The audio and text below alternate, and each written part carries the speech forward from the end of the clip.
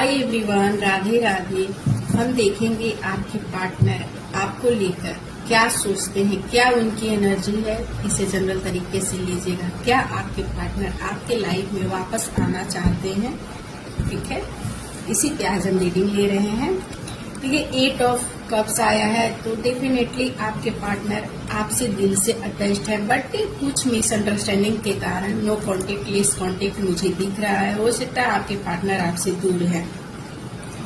किसी का हम देख पा रहे हैं कि इनके दिमाग में बहुत सारी चीजें चल रहा है, बट अपनी बात किसी को शेयर भी नहीं कर पा रहे हैं। बहुत सारी दिमाग में बातें सोच रहे हैं, पर उनको जो भी हुआ है उनको रियलाइज है और वो आपके पास आना चाहते हैं। कहीं न कहीं आपको मिस भी कर रहे हैं। बहुत ही जल्द मुझे आते हुए दिख रहे हैं। देखिए, 6 ऑफ पेंटिकल्स, तो इट मीन्स आपके रिलेशनशिप में एक स्टेबिलिटी आने वाला है। क्लेम दी एनर्जी।